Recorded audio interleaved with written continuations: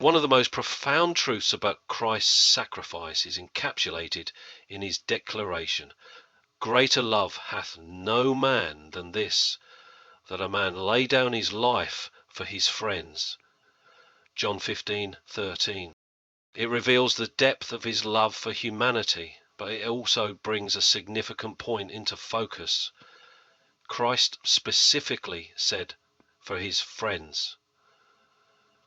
This simple phrase underscores a mutual relationship, a bond that goes beyond mere acquaintance or obligation. It invites us to examine the nature of friendship with Christ and the conditions of this greater love. Jesus laid down his life for all, offering salvation to everyone who would believe. Yet it is evident that not all are saved. Why? Because the friendship Christ offers must be reciprocated. While his hand reaches out to everyone, it is only those who take hold of it in faith and obedience that truly enter into friendship with him. He said, "Ye are my friends," John 15:14. This clearly establishes that friendship with Christ involves mutual respect, trust, and alignment with his will. This is where individuals like Nutty Disco Dave, or anyone who rejects Christ, stand in stark contrast.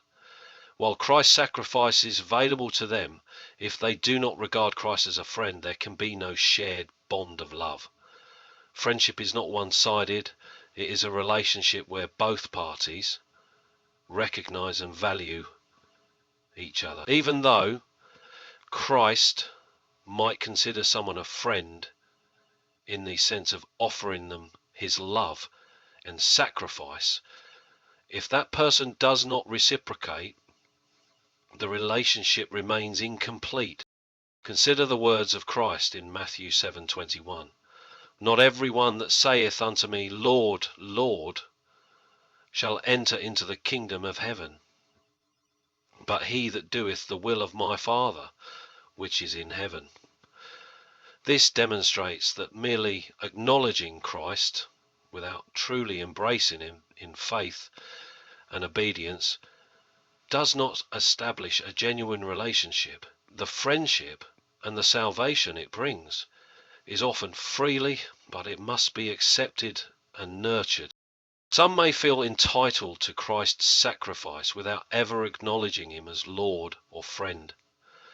They may even mock or reject his teachings while expecting to benefit from his grace. Such attitudes reveal a fundamental misunderstanding of the nature of Christ's love.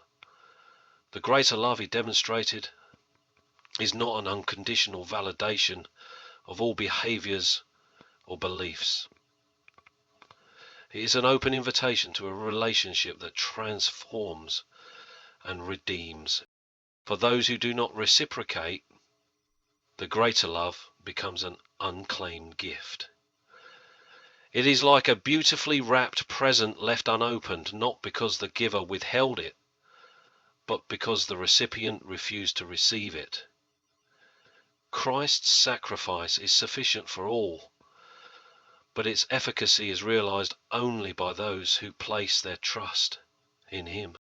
This truth also sheds light on why some live as pretentious or superficial Christians.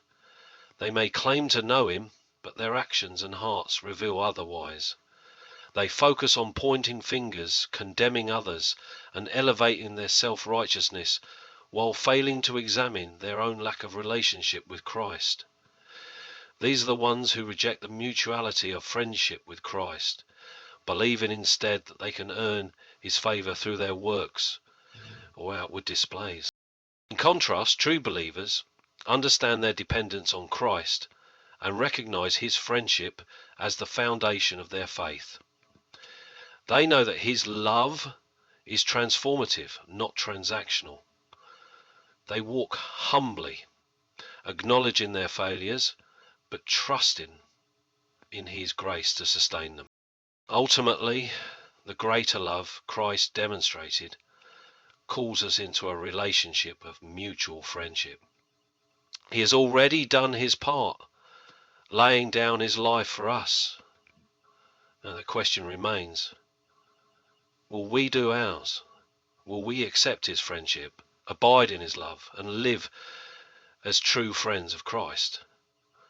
Those who reject him have no claim to the benefits of this friendship, not because his love is lacking, but because they have chosen to remain outside of it. As believers, let us cherish and honor this friendship, living in a way that reflects love he has so freely given.